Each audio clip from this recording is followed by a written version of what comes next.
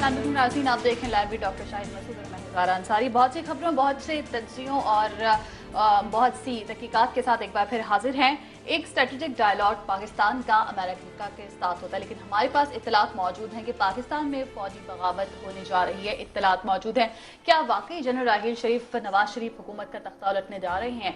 इस पर बात करेंगे। इंतहाई अहम और दिलचस्प बात है आपके लिए भी यकीनन। इसके साथ साथ MQM के पेचीदा मामला किस जगह जा रहे हैं, इस पर बात करेंगे। साथ साथ बात करेंगे कि तालिबान से मुज़ाकरात का जो ऊंट है वो किसी करवट बैठेगा या नहीं। अपडेट्स साथ साथ सामने आ रही हैं, खबरें सामने आ रही हैं। अब से कुछ देर पहले भी हमने देखा कि तालिबान की कमेटी को लेकर भी खबरें सामने आई, उस पर बात करेंगे। प्रोग्राम का बाकायदा आगाज़ करेंगे। आपकी लाइव कॉल्स और SMS का इंतजार रहेगा। फेसबुक और ट्विटर पर भी अपनी फीडबैक्स हम तक पहुँचा सकते हैं। प्रोग्राम का आगाज़ करेंगे, डॉक्टर साहब की जानिब पड़ेंगे। अस्सलाम वालेकुम। मैं ठीक ठाक। डॉक्टर साहब, इससे पहले की बात करें MQM के पेचीदा मामलात की, उस पर भी बात करेंगे और कि वो किस तरफ जा रहे हैं। MQM की आज साबिक़ कमेटी भी मिली है बरतानिया में, उस पर भी बात करेंगे। लेकिन पहले मैं पूछना चाहूँगी कि क्या वाकई फौजी बगावत होने जा रही है? वाशिंगटन में क्या हो रहा है, वहाँ से खबरें सामने आ रही हैं।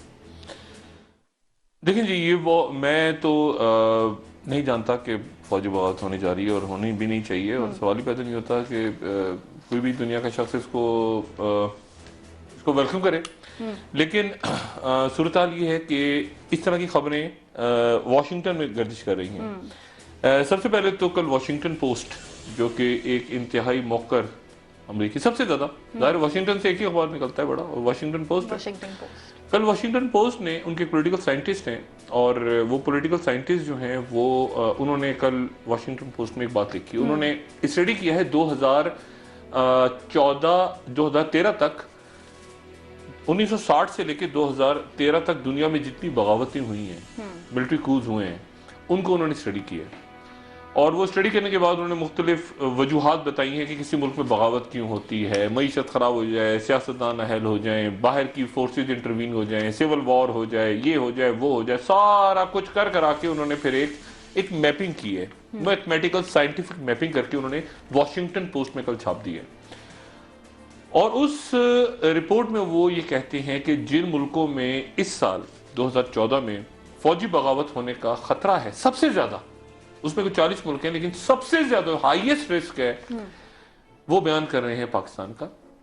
उनमें पाकिस्तान का भी नाम, वो पाकिस्तान का नाम है हाईएस्ट रिस्क में।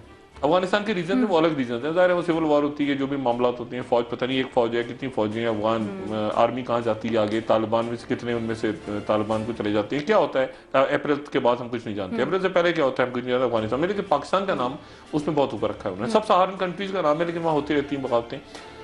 एक और बड़ी इंटरेस्टिंग बात है कि अभी कू हुई है, पिछले साल ही बगावत हुई है मिस्र में, मुर्सी को उठा के उन्होंने हटाया ना जनरल सीसी ने, तो वो कह रहे हैं कि इस साल फिर दोबारा दूसरी बगावत होने जा रही है मिस्र में। ये बड़ी इंटरेस्टिंग बात है। अमेरिकन का एनालिसिस है वॉशिंगटन पोस्ट में कि इस साल फिर दोबारा मिस्र में बगावत होने जा रही है फौजी।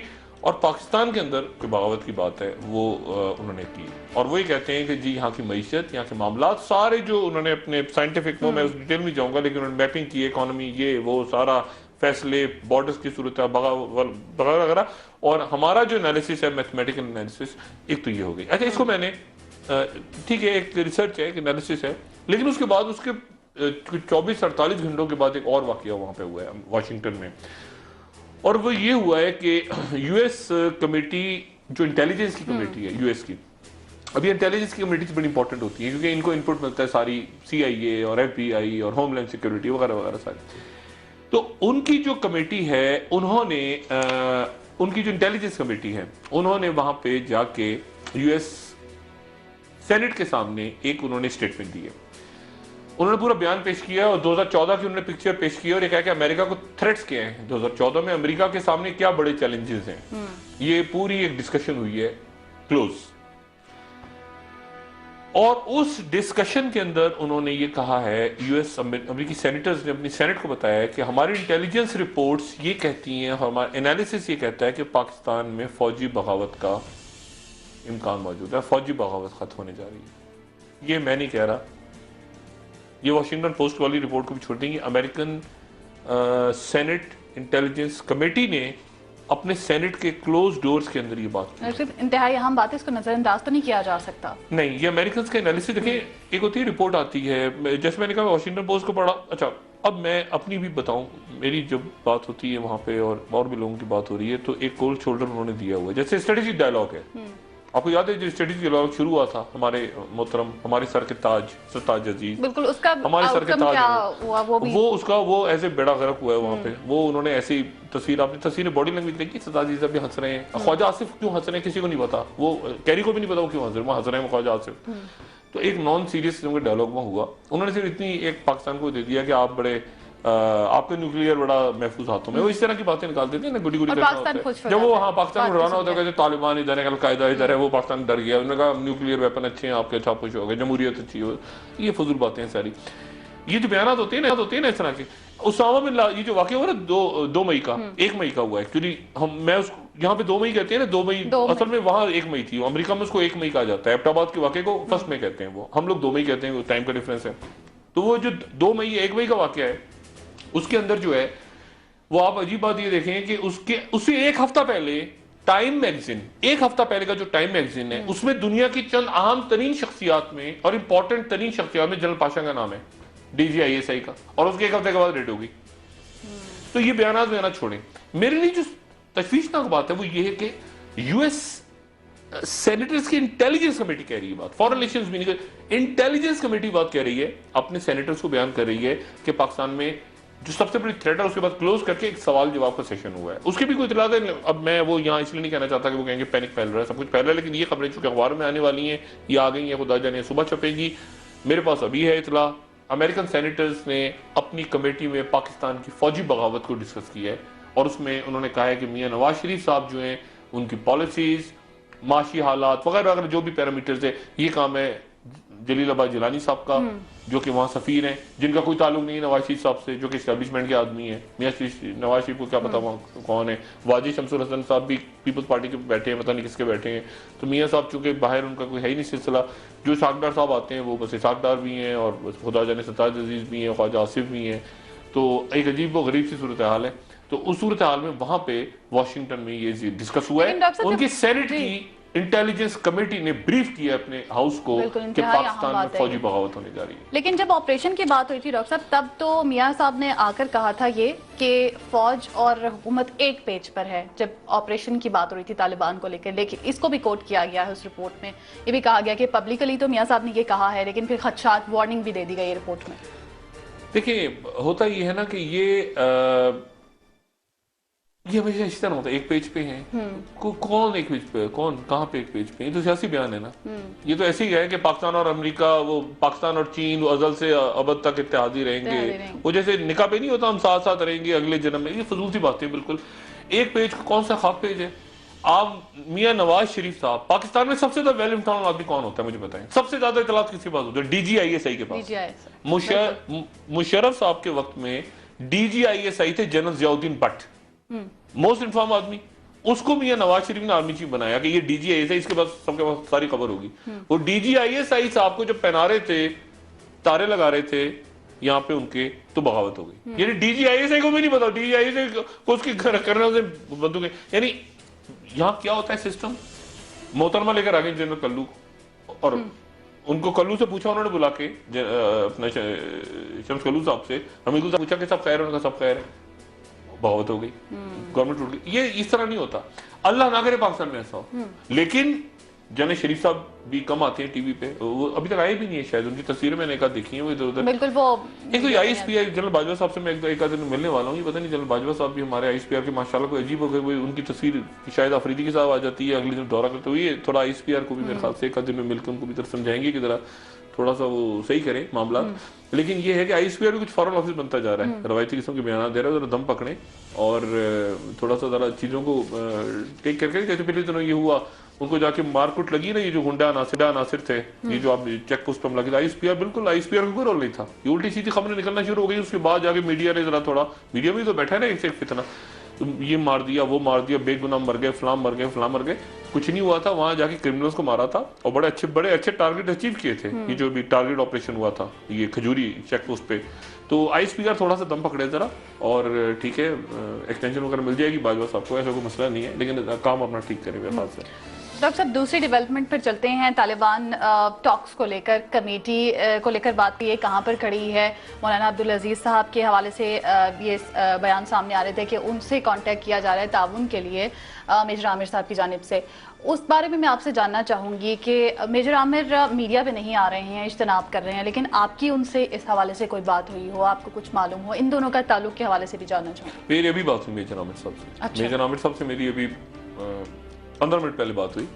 ये तालिबान कमेटी को, इस पूरी कमेटी में असल आदमी मेजर आमिर है, ये आप ज़हन में रखें। इसमें असल आदमी ना इरफान सिद्दीकी है ना रहीमुल्लाह, इसमें असल आदमी मेजर आमिर है, ठीक है। जो अपने जो उनका हल्का अहबाब है, जो उनके राब्ते हैं, जो उन पर ट्रस्ट है लोगों को। रसूल शाह मोहम्मद साहब के बारे में कल मैंने बताया था कि वो ऐसे ही एक हैं। रहीमुल्लाह यूसुफ बड़े क्रेडिकल आदमी है, सॉफ्ट आदमी है, वो ज़्यादा उलझते नहीं है इन मामलों में, शरीफुल नफ्स आदमी है। मेजर आमिर साहब अच्छे ज़रा अग्रेसिव, पुराना आईएसआई का बैकग्राउंड और अच्छे बड़े नफीस आदमी है।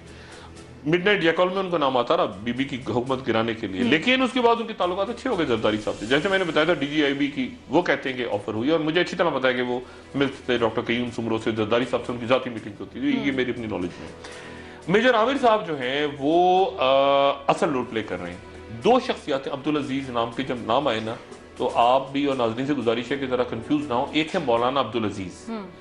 मौलाना अब्दुल अजीज साहब वो हैं जो लाल मस्जिद वाले हैं, ठीक है ना, जो अब्दुल रशीद साहब के भाई थे और भाई हैं, और अब्दुल रशीद साहब वहाँ पे उनको शहीद कर दिया गया था। और अब्दुल अजीज साहब जो हैं वो उसके बाद वो बुरका और सारा किस्सा हुआ, वो लाल मस्जिद के हवाले से। दूसरे हैं शाह अब्दुल अजीज। शाह अब्दुल अजीज जो हैं वो बड़ा इंपॉर्टेंट कैरेक्टर हैं। वो हैं शाह अब्दुल अजीज जो समीउल हक साहब के बड़े करीबी साथी हैं, और 2002 में इलेक्शन लड़के कौमी असेंबली में पहुंचे थे। अच्छा। और जिनके और फिर उसके बाद 2008 में कत्ल हो गया था, यहाँ पे पोलिश इंजीनियर को मार दिया गया था, तो शाह अब्दुल अजीज साहब को अरेस्ट कर लिया था 2009 में ऑपरेशन के दौरान। और बड़ी तस्दीक, हाँ, और उनके कर्क से ताल्लुक है, उनको सामने लाके बड़ी तस्दीक हुई थी और उनको बड़ा तमाशा हुआ था, फिर रिलीज हो गए थे। शाह अब्दुल अजीज साहब बड़े गहरे आदमी, बहुत गहरे, और बड़े उनका बड़ा असर और रसूख है अलकायदा के सर्कल्स में भी, तालिबान के सर्कल्स में भी, अक्रॉस द बॉर्डर दोनों तरफ, और बड़े सोचियो बड़े एक जबरदस्त आदमी है। अब मेजर आमिर साहब ने मुझे ये कहा, मेजर आमिर साहब का मैं कोट कर रहा हूं, मेजर आमिर साहब ने मुझे कहा कि शाह अब्दुल अजीज साहब ने, वो वाले शाह अब्दुल अजीज करक वाले और तालिबान वाले, नॉट लाल मस्जिद, शाह अब्दुल अजीज साहब ने फोन किया है मेजर आमिर को और कहा है कि मेरी दुआएं आपके साथ हैं। मौलाना अब्दुल अजीज जो हैं, अब मौलाना अब्दुल अजीज साहब का क्या ताल्लुक है मेजर आमिर साहब बड़े क्लोज हैं। मैंने पहले भी आपसे कल भी ये अर्ज किया था कि इस कमेटी में ऐसे अरकान मौजूद हैं जो एक बड़ी कारोबारी शख्सियत के बड़े करीब। मेजर आमिर साहब बड़े करीबी दोस्त हैं मलिक रियाज साहब, जो हमारे मुल्क के एक जाना पहचाना नाम है, जिन हवालों से भी मैं उसमें नहीं जाना चाहूंगा। मलिक रियाज साहब एक साहब हैं। अब मलिक रियाज साहब के बड़ा क्लोज है मेजर आमिर। और लाल मस्जिद का जो वाकया हुआ, तो लाल मस्जिद के वाकये के बाद मस्जिद के साथ जो हुआ वो सबने देखा। मौलाना अब्दुल अजीज और उम्मे हफ्जा और ये जो बच्चियां वगैरह थी सारी, इनको मलिक रियाज साहब ले गए। उसको मलिक रियाज साहब को असाइन किया आपकी स्टैब्लिशमेंट ने। मलिक रियाज साहब माशाल्लाह स्टैब्लिशमेंट के साथ, यानी साहब और भाई और सारा तो है ना मलिक रियाज साहब को पुराना सिलसिला। अभी करंट तो शरीफ साहब के साथ कोई बैगेज नहीं है, लेकिन पहले तो बड़ा बैगेज रहे, नहीं मालूम। तो अब मसला ये हुआ कि वो मलिक रियाज साहब ने, वो इस तरह के काम भी करते हैं मलिक रियाज साहब, मसाजिद और ये और वो सारा, ये लाल मस्जिद भी बनाने में उनका रोल है, जो नई लाल मस्जिद दोबारा बनी है। तो ये उनकी फैमिलीज को वहां ले गए, यानी बैरियर टाउन का ये जो मलिक साहब का इलाका है जो उनका ये वहां रहे मौलाना अब्दुल अजीज साहब, और वहां पे सारा। अब हुआ ये कि मौलाना अब्दुल अजीज साहब यानी बड़े मशहूर, और बहुत सारी बच्चियां, एक और भी इस्लामाबाद में शख्सियत हैं ताजिक खोकर जो आजकल जेर हिरासत हैं, उन्होंने भी कुछ बच्चियां को अपना मदरसा वगैरह बना के वहां पे रख लिया। एक दफा मैंने पूछा उनसे, मैंने कहा जी सुने, हाँ, उन्होंने कहा हाँ बिल्कुल मैंने ये काम किया। अब मेजर आमिर साहब जो है वो, अब खुदा जाने क्या मामला हुआ कि कल अचानक एक खबर निकल पड़ी और चलना शुरू हो गई कि मौलाना अब्दुल अजीज से राब्ता किया है मेजर आमिर ने, या पता नहीं मेजर आमिर ने मलिक रियाज से राब्ता किया है कि मौलाना अब्दुल अजीज से मेरी बात करी, ये छपकी टिकट चलना शुरू हो गए आज भी वाली खबर। अच्छा, उसके बाद वो मेजर आमिर को आके पब्लिकली कहना पड़ा कि मैंने कोई राब्ता नहीं किया, मौलाना अच्छा, अब मुसीबत ये है कि वो कह रहे हैं, अब मुझे नहीं पता, मौलाना अब्दुल अजीज साहब का टिकट चल रहा है। अब मौलाना अब्दुल अजीज साहब जो है बड़े प्यारे जबरदस्त आदमी है, इनके मैंने खाना खाया था जब ये लाल मस्जिद ऑपरेशन में, तो बताऊंगा बाद में, क्योंकि ऑपरेशन के दौरान मैं अंदर था मस्जिद में, आपको शायद याद हो, मैंने ही सारा अंदर से बुरी याद है, मेरी बहुत बुरी यादें हैं उसकी। लेकिन बहरहाल अब हुआ ये है कि मौलाना अब्दुल अजीज साहब और मेजर आमिर साहब के दरमियान में कई मलिक रियाज हैं, तो मलिक रियाज साहब ने सारी सेटलमेंट करवाई थी। अब वो मौलाना अब्दुल अजीज आपने टीवी पे आके कहना शुरू कर दिया, और आगे जब मेजर आमिर को मजबूरन, हालांकि कल ये मीटिंग में डिसाइड हो गया था कि कोई टीवी पे नहीं आएगा, मेजर आमिर साहब को टीवी पे आना पड़ा। तो इस कमेटी में वो कहते हैं ना, अच्छा आज मैं इंतजार करता रहा सारा दिन के इरफान सिद्दीकी साहब कब जलवा अफरोज होंगे, उन्होंने कहा था मैं रोज ब्रीफ किया करूंगा। अब अंदर इतनी खटपट पड़ी है कि वो मेजर आमिर, अच्छा सीरियसली काम मेजर आमिर कर रहे हैं सर, मैं आपको फ्रैंक जो मैं आज बता रहा हूँ ना, इसमें सीरियस काम सिर्फ मेजर आमिर कर रहे हैं, बाकियों को टीवी पे आने का शौक है, मेरी तरह टीवी पे आके बैठने का शौक है, ठीक है। इसमें जो सीरियस काम हो रहा है वो मेजर आमिर का हो रहा है, और दो लोगों से उनकी बात हुई जो बड़े संजीदा लोग हैं। एक है शाह अब्दुल अजीज, मौलाना अब्दुल अजीज साहब को साइड करके, मौलाना साहब का भी बड़ा हल्का है क्योंकि जाहिर है लाल मस्जिद की बच्चियां और ये सारे वो, लेकिन शाह अब्दुल अजीज भी इंपॉर्टेंट है और फजलुर रहमान खलील इंपॉर्टेंट है, और मौलाना अब्दुल अजीज वही करेंगे जो मलिक रियाज कहेंगे उनको। ये मौलाना अब्दुल अजीज साहब जितने, हाँ ये शाह अब्दुल अजीज साहब की तस्वीर आ रही है, ये बड़े इंपॉर्टेंट आदमी है, ठीक है, ये टीवी पे जो आ रही है ये बहुत इंपॉर्टेंट आदमी है, ये असल आदमी है, और ये वो असल आदमी है जिनके थ्रू राब्ता हो रहा है। अच्छा, ठीक है, और ये इनको तालिबान के अंदर और अलकायदा के जो फैक्शंस हैं जो भी मैटर करते हैं लोग सारे, इंतजार क्या हो रहा है इस वक्त इंतजार हो रहा है मुल्ला मोहम्मद उमर के खत कि मुल्ला मोहम्मद उमर, ये जो बातें चली ना, इमरान खान का नाम दे दिया, फलाने का दे दिया, ये सारे फजूल बातें। मैं आपको एक बात मैंने कल आपसे की थी ना कि लाल के हकीमुल्लाह महसूद पे ड्रोन से पहले मामला खराब हो गए थे। हकीमुल्लाह महसूद के ऊपर ये जो हमला हुआ था, मिसाइल हमला, इससे पहले एक मुआहदा भी साइन हो गया था, मैं यहां तक बताऊं, एक मुआहदा तक साइन हो चुका था, ठीक है ना। तो ये और मौलाना फजलुर रहमान खलील जो कि सऊदी अरब में हैं, जिनके बारे में मैं कल बताया, ये दो लोग हैं, बस इन दो लोगों को नजर में रखें आप, और बाकी जो जितने ये नजर बट्टू बैठे हैं। डॉक्टर साहब इस पर मजीद बात करेंगे, इंटरेस्टिंग पॉइंट्स हैं। ब्रेक का वक्त है, के बाद एक बार फिर हाजिर होंगे और तालिबान टॉक्स को लेकर जो कमेटी की एमक्यूएम के हवाले से बात, एमक्यूएम के हवाले से भी बात करेंगे कि वो मामला किस हद तक पेचीदा है और वो क्या हो रहा है, क्या सूरत हाल है, आपको बताएंगे इस ब्रेक के बाद। Stay tuned.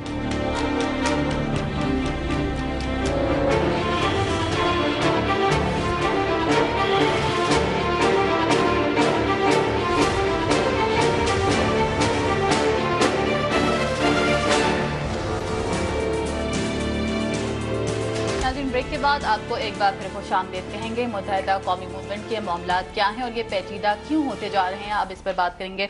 डॉक्टर साहब, 7 रुकनी वक्त भी मिला डिप्टी बरतानवी हाई कमिश्नर से और यादाश्त भी जमा करवा दी बीबीसी की डॉक्यूमेंट्री के अगेंस्ट, लेकिन मुत्तहिदा के मामला क्या हैं और किस तरफ जा रहे हैं, पेचीदा क्यों होते जा रहे हैं? एहतजाज भी रोक दिया उनकी जानिब से, अल्ताफ हुसैन ने खिताब भी करना था, क्या सूरत हाल है? देखिए, दो बातें। पहली बात तो ये कि इस बात में कोई शक नहीं कि एमक्यूएम मुल्क की एक बड़ी सियासी जमात है, उनके वोटर्स हैं, अल्ताफ हुसैन साहब एक मकबूल लीडर हैं, उनके चाहने वाले हैं, ये अपनी जगह बात दुरुस्त है। एमक्यूएम के लिए लंदन में मसाइल बढ़ रहे हैं, ये बात एक अलग बात है, और ये कोई तज्जिया नहीं है, ये कोई मतलब ये इंफॉर्मेशन है जो आ रही है, सामने आ रही है।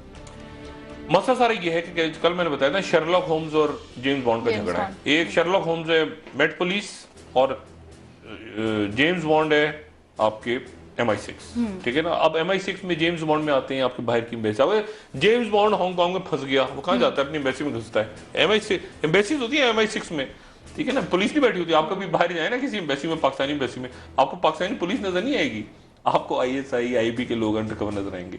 तो जेम्स बॉन्ड बाहर फंसता है ना कहीं, तो अपनी एम्बेसी में जाता है। अच्छा, अब मसला ये है कि बाहर के हाई कमिश्नर जी वो बेचारे, वो उनका काम होता है एप्लीकेशन वो ले रहे हैं। असल मसला है लंदन का और लंदन मेट्रोपॉलिटन पुलिस का।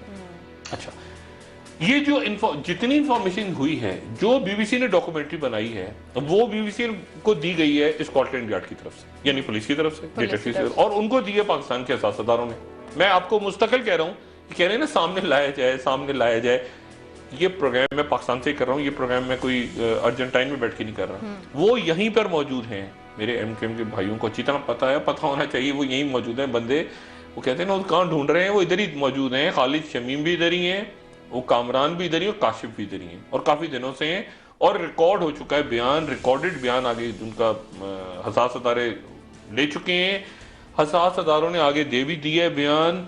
और आप ये देखें, मेरी सिर्फ गुजारिश सुने, इफ्तिखार हुसैन साहब जो कि अल्ताफ हुसैन साहब के भतीजे कहा गया, अभी वसीम अख्तर साहब ने कहा कि उनके दूर के रिश्तेदार हैं जो भी हैं, जिनको वो कह रहे हैं कि उनका दिमागी तवाज़ुन दुरुस्त नहीं, चले जो भी दुरुस्त नहीं है, लेकिन वो मीटिंग्स में तो बैठते रहे ना साथ, एमक्यूएम की लंदन की मीटिंग्स में। इफ्तिखार हुसैन साहब को कहाँ से अरेस्ट हुआ किया गया था? बाबर गौरी साहब कहाँ से? वो कनाडा से आ रहे थे लंदन, पाकिस्तान से जाते हुए तो नहीं पकड़ा ना।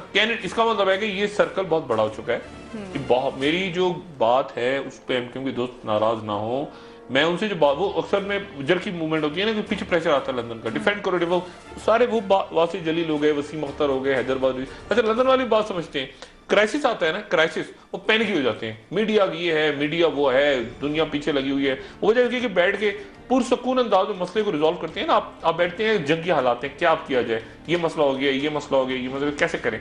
एक होता है गुस्से में आ जाए, इसको गालियां उसको गालियां, लटरम पटरम और गंद होती है और गड़बड़ होती है बीच में। अब मसला ये है कि अब एमक्यूएम ने ठीक किया, इस वक्त एमक्यूएम ठीक कर रही है, पिछली दफा ठीक नहीं किया था, वो कराची का जलसा वलसा मार कुटाई वो गलत हुआ, अभी तो एमक्यूएम ठीक कर रही है। प्रॉब्लम ये कि इसमें से कैसे निकला जाए, इसमें से निकलने के लिए कानूनी माहिरीन हो।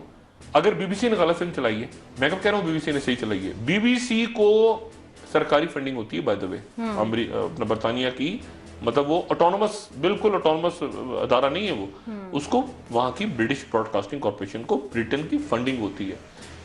मैं अगर एमक्यूएम में हूं और अल्ताफ भाई की जगह हूं तो मैं कम से कम, मेरा ख्याल है कोई 5 बिलियन पाउंड का हर्जाना कर दूं इस फिल्म के चलाने में। अगर ये फिल्म बीबीसी पे अच्छी कर दूं मैं, वहां तो आपको पता है वहां टीवी चैनल पे, पाकिस्तान के कोई टीवी चैनल को उल्टा चैनल ही चलाते हैं, इतना बड़ा लेटर आता है उनका, तो सू कर देते हैं लोग, वो तो इंतजार कर रहे होते हैं हमारे खिलाफ खबर दे, सू कर दें, तड़ा करके सू कर दें, तो बीबीसी को सू कर दें और हम सारे साथ हैं पूरी को।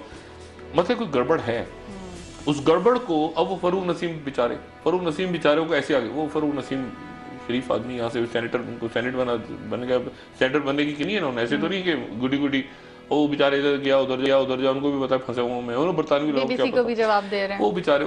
मामला ये है कि MI6 और उनका झगड़ा है और मामला बिगड़ रहे हैं, और मामला उस वक्त से मैं बार बार ये बात कह रहा हूं कि ये बंदे पकड़े कब गए, ये बंदे चौधरी निसार के वक्त नहीं पकड़े गए, ये बंदे रहमान मलिक साहब के वक्त पकड़े, जिनका ऐसे जप्पी मारते हैं ना अल्ताफ भाई, ऐसे करके जप्पी, जो उनसे मुलाकात करने जप्पी मारते हैं, ये उनके वक्त में पकड़े गए।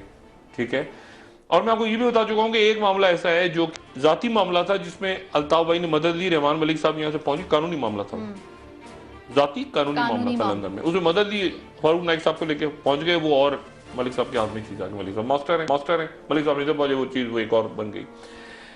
इसके अलावा कारोबारी मामला भी हैं, इसके अलावा बिजनेस डॉक्यूमेंट्स भी हैं, इसके अलावा और भी बहुत इतना बड़ा जत्थे के जत्थे जमा है जो कि अजाब बना हुआ है। ये हमारे बहुत से एमक्यूएम के दोस्त नहीं बात पर कर पा रहे हैं, उनके भी जैसे ऐसे मोटे मोटे जत्थे बने हुए हैं, जैसे गत्थे होते हैं ना, जमीनें फलाना लटरम पटरम ये वो पैसा वैसा।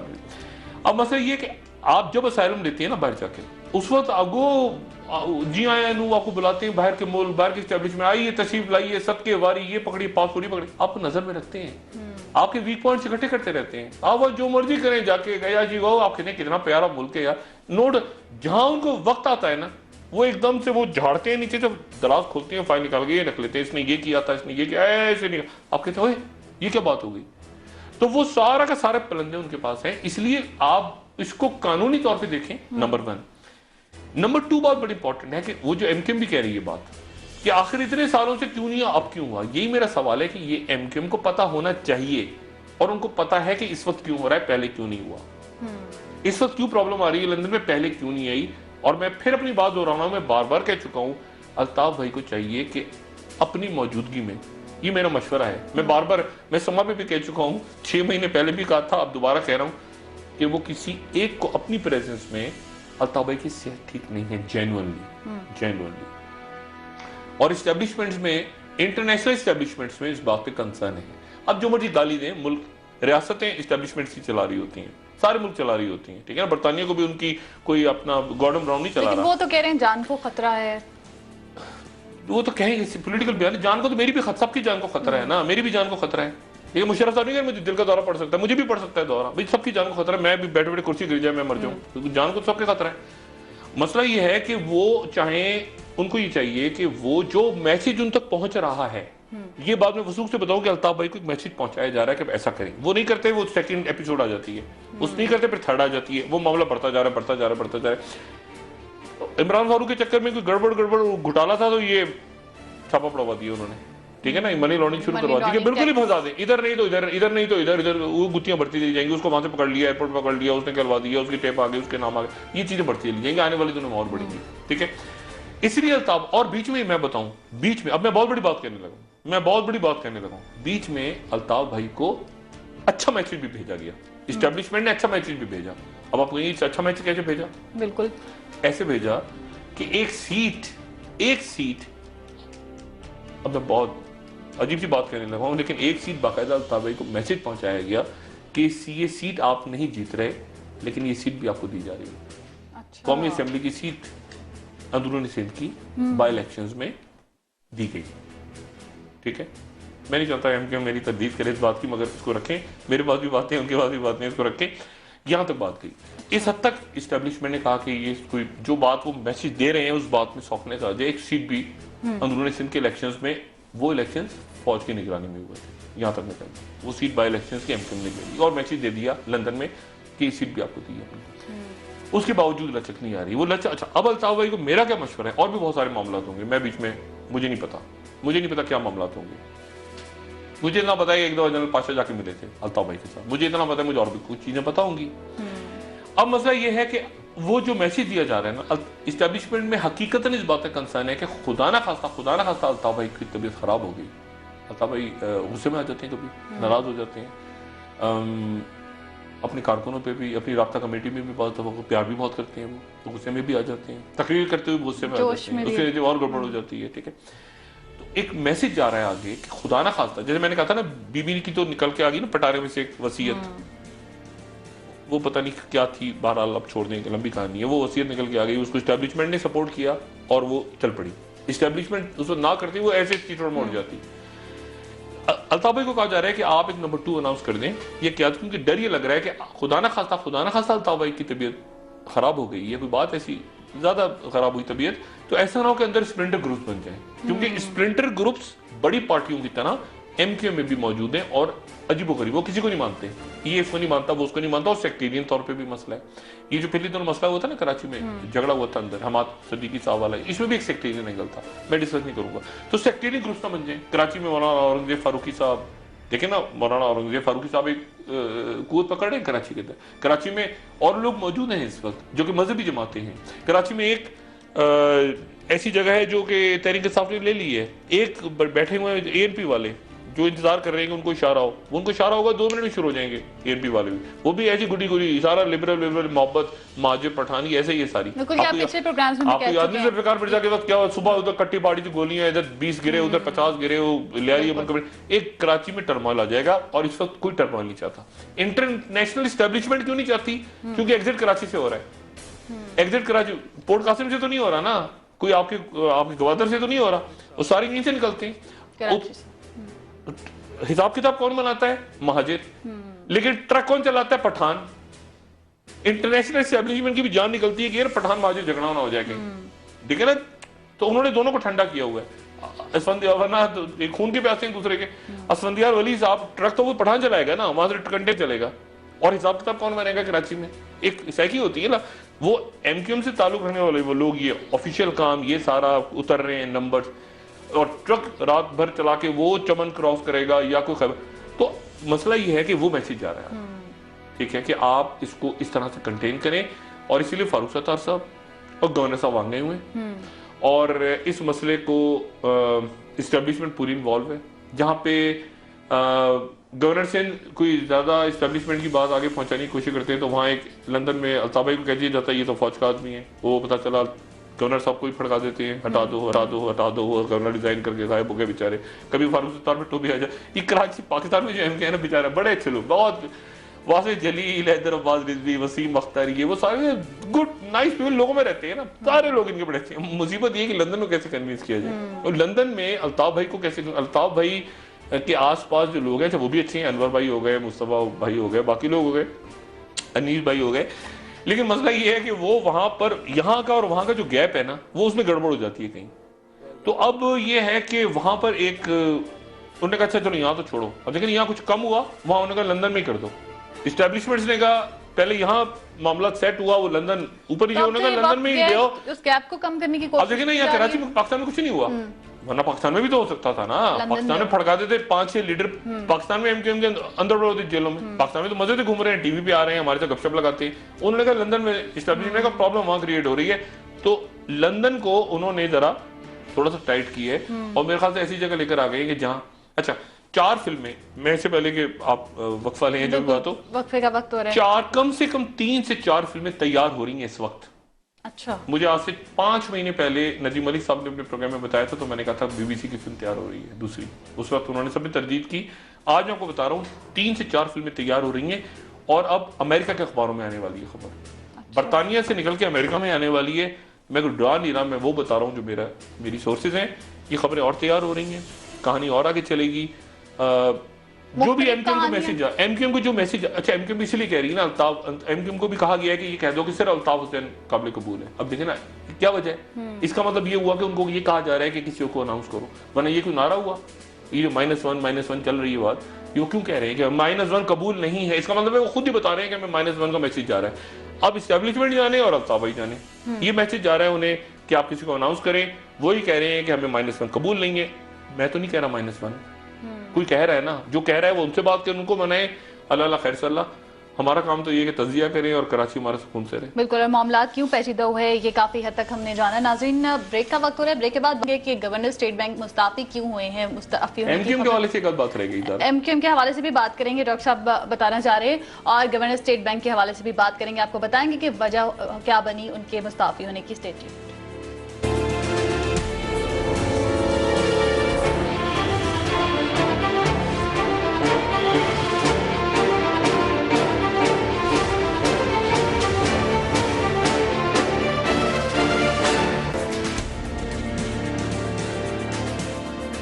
नाज़रीन, ब्रेक के बाद आपको एक बार फिर खुशामदीद कहेंगे। बात करेंगे नई हुकूमती तकर्रियाँ तनाज़ात का जो रिवाज है वो कायम करती जा रही हैं, क्या वजूहत हैं। इससे पहले चेयरमैन नादरा का मामला हमारे सामने आया, चेयरमैन कैमरा, चेयरमैन पीसीबी और गवर्नर स्टेट बैंक के मुस्ताफी होने की भी बात सामने आई, क्या वजूहत है, इस पर बात करेंगे। डॉक्टर साहब, इससे पहले कि मैं इस टॉपिक पर जाऊँ, ब्रेक से पहले आपने कहा कि एमक्यूएम से मुतालिक एक और बात आप बताएंगे। देखिए, एमक्यूएम ने अच्छा किया कि एक तो आज अपनी उन्होंने एहतजाज को और कर ले गए वो, क्योंकि मैसेज गालिबन ये कराची को बंद नहीं होना चाहिए। मैसेज गालिबन उनको ये दिया जा रहा है कि कराची को बंद ना करें तो संडे को एहतजाज कर रहे हैं, वो आज करवाते हैं। और रात तक मैंने आपसे कल भी कहा था ना कि काउंटर करने के लिए रिलीजियस फोर्सेज हैं कराची में, तो कल रात को मौलाना औरंगजेब साहब बैठे हुए थे, आपने देखा जमात अहले सुन्नत वल जमात का इज्तिमा चल रहा था, और वो बैठे रहे उस वक्त जब तक एमक्यूएम ने ये नहीं कहा कि हम आज पोस्टपोन करके इसको इतवार को लेके जा रहे हैं। तो ऐसी सूरत क्रिएट नहीं करनी चाहिए। कराची में देखें, अगर खुदा ना खास्ता कराची में अगर खुरेजी हुई तो किसी के लिए मुनासिब नहीं है, लेकिन जो सबसे ज्यादा नुकसान होगा इसमें वो एमक्यूएम का होगा। एमक्यूएम पॉलिटिकल फिगर है। और एक बात एमक्यूएम की, एमक्यूएम से लाख आप एमक्यूएम का पूरे, एमक्यूएम जो across the board religious harmony है ना, वो एमक्यूएम बड़ा अच्छा प्ले करती है। इतना अच्छा और कोई पार्टी प्ले नहीं कर सकती। एमक्यूएम उधर से ईद मिलादुन्नबी भी कर रही है, इज्तिमात भी कर रही है, मुहर्रम पे भी इनके लोग मौजूद हैं, देवबंदी भी मौजूद। मतलब एमक्यूएम का एक वो जो इस वक्त रोल है ना, वो बड़ा इंपॉर्टेंट है। तो इस चक्कर में आके कि खुदा ना खास्ता वो सेक्टेरियन बन जाए, एमक्यूएम ने कोशिश की है बीच में से, ये गलत प्ले कर रहे हैं एमक्यूएम। एमक्यूएम ने अपने सेक्टेरियन कलर देने की भी कोशिश की, जैसे मैंने बताया था पिछले दिनों एमक्यूएम ने सेक्टेरियन कलर देने की कोशिश की, फिर उससे निकले, उससे अच्छा वो निकले एहतराम थानवी साहब के साथ देवबंदी हैं, उनके साथ तस्वीर उतरवाई, बहुत अच्छा किया अल्ताफ भाई ने। सेक्टेरियन झगड़े में ना पड़े, और ये जो अच्छा किया कि इतवार को लेके इजाजत वगैरह करें, ब्रिटिश हाई कमीशन, ये वो सारा चलता रहता है। असल मामला कानूनी है। ये मुशर्रफ साहब का केस जैसे सियासी बना के उलझा दिया ना इन्होंने, अहमद रजा कसूरी साहब ने 73 का लटम पटम, ये पॉलिटिकल मामला, पॉलिटिकल इसको हैंडल करने, देखेंगे क्या मैसेज आ रहा है क्या नहीं आ रहा। कोई नहीं चाहता कि खुदा ना खास्ता जो है वो कोई खुरेजी हो कराची में, कोई टेक ओवर कर ले एमक्यूएम को, कोई निकल के आ जाए कोई हकीकी वगैरह। लेकिन जैसे जैसे इस मामला ये तूल पकड़ेगा, फिल्में और आएंगी बाहर की मीडिया में, पाकिस्तान की मीडिया को छोड़ देना, यहाँ तो केबल ही चल जाए बड़ी बात है, लेकिन मतलब बाहर फिल्में आएंगी और अमेरिका की मीडिया में आने वाली है। जो मैं बार बार बात कर रहा हूँ, अमेरिकन मीडिया में आएगी बात खराब होगी, लेकिन अमेरिकन की मीडिया में आएगी क्योंकि वो ऐसे चलते हैं, पहले वो ब्रिटिश पिक करता है वहां से वो फिर बात खराब हो जाती है। तो उससे पहले और मैं डिप्टी हाई कमिश्नर भी नहीं है, अब डिप्टी हाई कमिश्नर से वो जो भी करें, असल मामला लंदन में सुलझा दें। जो मैसेज आपको एस्टेब्लिशमेंट दे रही है वो मैंने भी दे दिया आपको। ठीक है, वो सब आपको भी पता है, आप खुद भी कह रहे हैं ना कि नहीं अल्ताफ भाई के बगैर कबूल नहीं होगा, नहीं कबूल होगा, हम भी चाहते हैं नहीं कबूल होगा, उनको तय करें और क्या मामला है उनको वो जाने, आप जाने, कहानी बसी है। ठीक है डॉक्टर साहब, अगले टॉपिक की तरफ चलते हैं। हुकूमती तकर्रुरियां तनाज़ात का जो रिवाज है वो अभी भी है। गवर्नर स्टेट बैंक मुस्ताफ़ी हो गए, इसहाक डार साहब के साथ इख्तिलाफात, उनका मौक़िफ़ सामने आया था कि उन हुकूमती पॉलिसियां उनको तस्लीम नहीं थी। देखिए ये जो बात आपने शुरू में प्रोग्राम की थी ना कि वाशिंगटन में इस वक्त कंसर्न ये है, वो जो बात कर रहे हैं वो कह रहे हैं कि इनसे हुकूमत नहीं चल रही, बात वो कह रहे हैं इनसे चल नहीं रही, ठीक है ना। आपकी स्टैब्लिशमेंट और मियां साहब एक ही पेज पे हैं नहीं है, मैं छोड़ दें कौन सा पेज है कौन सी किताब है, ये ऐसे ही होता है सारा, ठीक है। मुल्क इंपॉर्टेंट है, कोई इंपॉर्टेंट नहीं है, कोई शख्सियत कोई भी इंपॉर्टेंट नहीं है, मुल्क पाकिस्तान की रियासत इंपॉर्टेंट है, ठीक है ना। और कोई भी शख्स डिस्पेंसिबल, वो कहते हैं हम मेरे बगैर नहीं चलेगा, ऐसे जो लोग कहते हैं मेरे बगैर दुनिया नहीं चलेगी, उनकी कब्रें आज बनी हुई, कब्रिस्तान में जाएंगे लाइन से कब्रें नजर आएंगी आप। रियासत इंपॉर्टेंट, मुल्क इंपॉर्टेंट होते हैं। बहुत सारी की मुल्क चलाना है आपने, मुल्क की माशी सूरत अभी आप सितंबर में उनसे भीख लेकर आएंगे, 6 अरब प्लस IMF पे लेकर आए आप, और उसके बाद दिसंबर में लिया और आपने जो वादे किए थे आपने बेड़ा गर्क रहे हो ऐसे नीचे चलेगी।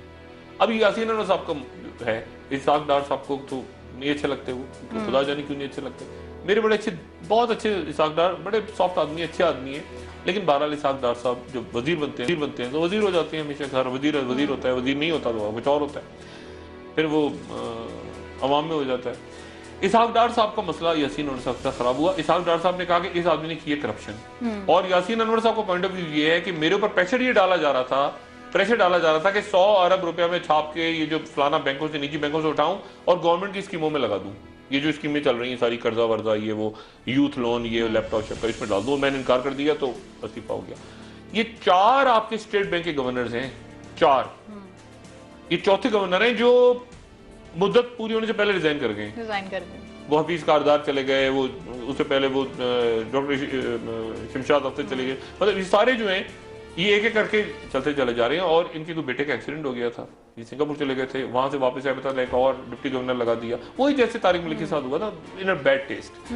ये जो चीजें होती हैं ना ये बाहर मॉनिटर होती है, लेकिन आप जो ये IMF आप भीख मांग रहे हैं ना जाके, यहाँ तो आप ऐसे तुरम खान चल रहे हैं, चाय लाओ मेरे लिए, पानी लाओ मेरे लिए, गाड़ी खड़ी करो, वहां जाते ऐसे खड़े हो ऐसे करके यूं खड़े हैं, जॉन कैरी ऐसे, जॉन कैरी अभी IMF के वहां गए तो दुबई में मुज़ाकरात हो रहे हैं, ऐसे दे दो भाई मुज़ाकरात, अब आपके वो शुरू यानी चक्कर शुरू हो गया ना सारा, उधर प्राइवेटाइजेशन, उधर फलाना, उधर इस पूरी चीज को मॉनिटर, ये कहती है ये कहलाते पॉलिटिकल इकोनॉमी। मैंने एक दिन पूछा, मैं यहाँ बात नहीं करना, ब्रीफिंग हो रही थी जनरल कैनी की, मैंने जनरल कैनी से सिर्फ एक सवाल पूछा, मैंने कहा जनरल साहब मुझे ये बताइए, अगर आज आपका इंडिया से आप खुल जाए आपका ईस्टर्न बॉर्डर, खुदा ना खास्ता, वेस्टर्न बॉर्डर वैसे ही आपका हॉट है ना वेस्टर्न बॉर्डर, ईस्टर्न को भी मैं हॉट ही समझता हूँ, वहां से छेड़खानी होती रहती है इंडियंस की तरफ से। मैंने एक सवाल हो जाए, क्या चीजें होती हैं आपकी क्या चीज इंपॉर्टेंट, असला तो इंपॉर्टेंट नहीं होता, असला तो होता है, असला फौज तो इराक में भी थी, क्या इंपॉर्टेंट, मोरल इंपॉर्टेंट होता है, फौज क्या मोरल है, कौन क्या मोरल है, इकोनॉमी कैसी है, बिजली किस तरह चलेगी, ब्लैकआउट, मोरल। अब आपने सभी को ठुस कर दिया, एक निकम्मा आता है उसके सुपर निकम्मा आके बैठ जाता है, सुपर निकम्मा जाता है उसके टेट्रा निकम्मा बैठ जाता है आके, यानी चोरों का टोला बिठाया हुआ आपने सारा, ये किस तरह क्या होगा। जनरल कैनी साहब ने उसी तरह हाथ में आता तो बाहर जाके सिगरेट विगरेट पी करने का डॉक ये तरह बात तुमने मुझसे, वो मैं नहीं कहना चाह रहा, लेकिन मसला ये सारा कि मुल्क ने भी तो चलना है ना। अब एक बच्चा क्यों उसको क्यों बच्चे पढ़े जब उनको पता है कि चोर के बच्चे ने आगे पेपर लेके और यहाँ पे डॉक्टरेट की डिग्री ले लेनी, कल को जो देख रहे हैं डिग्री के साथ डॉक्टरेट की डिग्री ऐसे लोग MPhil PhD के लिए जाने दे देते हैं बच्चे बेचारे आपके मुल्क के, आपकी कौम के, और एक से एक चोर को आपकी डॉक्टरेट की डिग्री मिल रही है, डॉक्टरेट की डिग्री, फलाने को डॉक्टरेट की डिग्री, फलाना डॉक्टरेट। आपने देखा तमक किस तरह बिक रहे हैं, यानी जो फैज अहमद फैज को मिला है, या जो आपके हबीब जालिब को मिला है इस मुल्क में, या जो अशफाक अहमद को मिला है, ये जो बड़े बड़े अदीबों को मुल्क में मिला है, तमगा हुस्न कारकर्दगी और बड़े बड़े आपके सिविलियन एजाज, वो देखें आपके लोगों को मिले 5-6 सालों में। आप देखें लिस्ट तो पढ़े, आप कहेंगे आपको नफरत होनी शुरू हो जाएगी कि यार है ये हो क्या रहा है। बिल्कुल। देखिए बात ये है सारी कि इस तरह एक लिमिट होती है, एक हद होती है, ये दुनिया भी देख रही है। अब छोड़ दें, अब क्या हुआ है, बगावत हुई ना, मुर्सी को फेंक दिया उठा के उन्होंने, मुर्सी इलेक्टेड आदमी था, मुर्सी को फेंका उठा के, $10 बिलियन दे दिए उनको अरब मुल्कों ने, मुर्सी को तो नहीं दिए, फौजी को के बाद दिए। इसलिए जो पॉलिटिक्स लिमिट होती है, ये सिंध में भी सूरत हाल है। सिंध में भी यही, मैं आज आपके प्रोग्राम में रिकॉर्ड कह रहा हूँ, लोगों का ख्याल है कि सारे कब्जे वब्जे, ये खेल वेल, सारा पैसा बाहर निकल गया, एक एक चीज अंडर वॉच, ऐसे बटन दबेगा और गड़बड़ जैसे आप कहते हैं माइक्रोस्कोप के नीचे। नहीं, एक एक चीज माइक्रोस्कोप के नीचे है। ये डिप्लोमेटिक बैग, आपके ख्याल से इनमें पैसा जाता है तो क्या मैं अब बात नहीं करना चाह रहा, ये डिप्लोमेटिक बैग में लोग पैसा बन के जाते हैं ना कि डिप्लोमेट चेक नहीं हो रहा, इसके तरीके हैं बड़े, ये भी बड़ा मॉनिटर होती है एक चीज, कैश कहाँ गया, कौन किधर गया, क्या हुआ सारा। तो बात सारी ये है कि इसको हमने किस तरह से आगे चलाना है, मियां साहब ने किस तरह से इकोनॉमिक पॉलिसीज करनी है, किस तरह से, मतलब है कि इसको वो खुश नहीं है, वो से मुराद मेरी अमेरिका नहीं है, वो से मुराद मेरी ये है कि उनके पास पल्स जारी है कि पाकिस्तान के अंदर बेचैनी है, इनसे लोगों से काम नहीं हो रहा।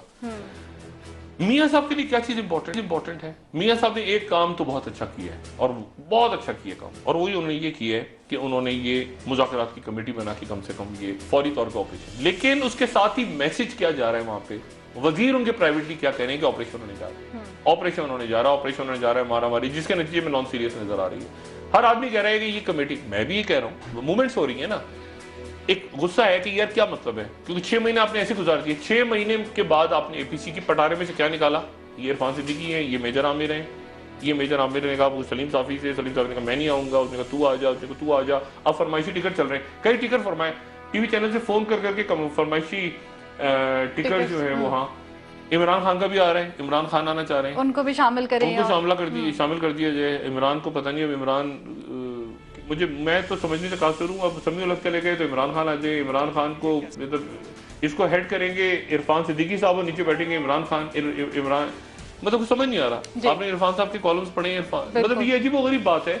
मैं इस, ये नहीं, नॉन सीरियसनेस है एक्चुअली, ये नॉन सीरियसनेस है, और ये नॉन सीरियसनेस इसी को देख के जो तालिबान के लोग हैं वो कह रहे हैं कि मामला सारा का सारा ऑपरेशन की तरफ लेके जा रहे हैं। लेकिन उनकी जानिब से भी अभी तक मजलिस शूरा की जानिब से उनकी कमेटी का ऐलान नहीं, उनके पहले नाम तो आ गए थे 3 परसों, जो मैंने कल के प्रोग्राम में बात की थी, मुल्ला फजलुल्लाह जो उनके हैं, उन्होंने फिर बात की दोबारा। लेकिन हुकूमत यहाँ जो कुछ नॉन सीरियसनेस हो रही है ना, देखिए मैंने आपसे फिर कहा कि ये फजल खलील साहब पीछे हट जाएंगे, वो हट गए थे एक लेवल में पीछे, और शाह अब्दुल लतीफ पीछे हट जाएंगे, वो ये नॉन सीरियसनेस देखेंगे ना। आज ब्रीफिंग होनी थी, आज ब्रीफिंग क्यों नहीं हुई?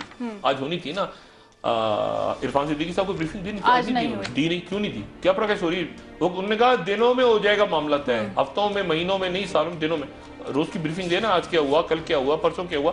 आज तो तनाजात खड़े हो गए, अब्दुल अजीज साहब कह रहे हैं कुछ और, सलीम साफी साहब ने कॉलम लिख दिया, मुझे बुलाया गया था, मैं नहीं आया, फलाना, जो एक अजीब प्रोसेस है। और पॉलिटिकल फिगर्स, ये बात मैं पहले कह चुका हूं, अमेरिकन को और बाहरी बात भेज चुकी हैं, बार बार ये बात कह चुकी हैं कि जी हम करवाने को तैयार हैं। मैं आपको मिसाल, एक बड़े पॉलिटिकल लीडर का नाम ही नहीं था तालिबान की तरफ, उनका नाम डाला गया, नाराज ना हो जाए मौलाना फजलुर रहमान साहब, उन्होंने कहा मेरा नाम भी डाल दें, तालिबान की तरफ से नाम आ गया, हालांकि नाम ही नहीं था। डॉक्टर साहब, सोशल मीडिया पे भी ये तालिबान की जानिब से जो कमेटी में नामों का मुतालबा किया गया, वो नाम सामने आ रहे हैं। इमरान खान साहब का नाम तालिबान की तरफ से डालने के लिए कहा जा रहा है, मौलाना समीउल हक साहब का नाम आ रहा है, मुफ्ती किफायतुल्लाह साहब का नाम आ रहा है, प्रोफेसर इब्राहिम का नाम सामने आ रहा है तालिबान की जानिब से, और मौलाना अब्दुल अजीज साहब का नाम भी सामने आ रहा है। तो ये क्या है तालिबान की जानिब से उनकी कमेटी? उनके तो दिल चाहेगा ना शाहिदुल्लाह शाहिद साहब नाम दे दें 15, देखे ना, मतलब है कि आपने कुछ चीज कर, मैं कह रहा हूँ नॉन सीरियसनेस है दोनों तरफ से, इस तरफ से चूंकि है तो उस तरफ से भी है। अब उधर तालिबान की तरफ से नाम आ जाए, उनकी तरफ से नाम आ जाए कि जी आप वीना मलिक का नाम डालें हमारी तरफ से, क्या होगी? देखिए नॉन सीरियस एटीट्यूड है ना, नॉन सीरियस एटीट्यूड हो रहा है ना। इनका नाम डाल दें, उनके वो कह रहे मैं नहीं आना चाह रहा, मेरा नाम इसका डालेंगे तो मेरा बैठेंगे। ओ भाई, उससे पूछा आपने इमरान खान का नाम डाल, इमरान खान से पूछा, तो इमरान खान ने, मैं कह रहा ना इधर से चूंकि नॉन सीरियसनेस शुरू हो गई है शुरू, बदकिस्मती जो नहीं होनी चाहिए थी। ये कमेटी के नाम, जो कमेटी के नाम नॉन सीरियसनेस हुई। चौधरी सार पुल आउट किया उन्होंने, आप वो देखें, वो पिक्चर देखी आपने, चौधरी सार को साइड पे बिठाया हुआ है, वहां आगे बैठे हुए इरफान साहब, जो हमेशा वजीर आज़म के साथ बैठे रहते हैं, वजीर दाखिला, वो पीछे उन्होंने ब्रीफिंग नहीं दी। चौधरी साहब अभी तो बोले नहीं इसके ऊपर कि क्या हुआ क्या नहीं हुआ, वो खामोश होकर गायब हो गया। आज इरफान साहब भी सामने नहीं है, मेजर आमिर से वो बेचारे मेजर आमिर लगे हुए अपनी जगह, वो कॉलें कर रहे हैं, वो फजल खलील साहब सऊदी अरब से आ जाएंगे, आते आते देर 5 तारीख को उन्होंने वापस आना है, वो आएंगे। शाह अब्दुल अजीज साहब ने कहा, मुझे मेजर आमिर ने कहा कि मैंने फोन किया, हमें उनसे मेरी दोबारा मुलाकात होगी, वो कहते हैं मुझे मेरी पूरी ब्लेसिंग्स शाह अब्दुल अजीज साहब ने दी, लग रही दी हूँ, क्योंकि मेजर आमिर खलीदी किरदार है। मैंने कहा मेजर आमिर पे सारा घूम रहा है, ये नाम मेजर आमिर ने दिए हैं, रहीमुल्लाह यूसुफ सही, ये वो सारे, सलीम साहब, मेजर आमिर खलीदी किरदार है, उनको कामयाब होना चाहिए। वो अगर, और एक उनकी पर्सनैलिटी की खास चीज वो बड़ी जल्दी यानी छोड़ भी देती है। वो देखेंगे नहीं कि नॉन सीरियसनेस हो रही है, वो कहेंगे खुदा हाफिज, अलग हो, वो अलग हो गए, बदकिस्मती। इस प्रोसेस को, पीस प्रोसेस को आगे जाना चाहिए, खास तौर पे उस वक्त तक जब तक बहुत सी चीजें क्लियर ना हो जाए, और खासतौर पे अफगान इलेक्शन। ठीक है, पीस प्रोसेस को आगे और बहुत चीजें हैं बीच में बम फटेंगे, अल्लाह ना करे, बीच में धमाके होंगे, सब कुछ होगा, क्यों और फोर्सेस भी है ना बीच में। ये चर्च पर अटैक किसने किया था, ठीक है ना, और बहुत इंटरनेशनल इस्टेब्लिशमेंट फोर्सेस भी है बीच में, उनसे बच के मुज़ाकरात को आगे बढ़ाएं। ठीक है डॉक्टर साहब, हम भी दुआ गो हैं, बहुत शुक्रिया आपका कि जो भी फैसला हो वो मुल्क और कौम की बेहतरी के लिए हो। नाज़रीन, प्रोग्राम का वक्त खत्म हो रहा है, आपकी फीडबैक का इंतजार रहेगा। मेरी तरफ से आपको खुदा हाफिज। डॉक्टर साहब आप अपना दोस्तों रिश्तेदारों गिरदो नवाह के लोगों का सब ख्याल रखिएगा।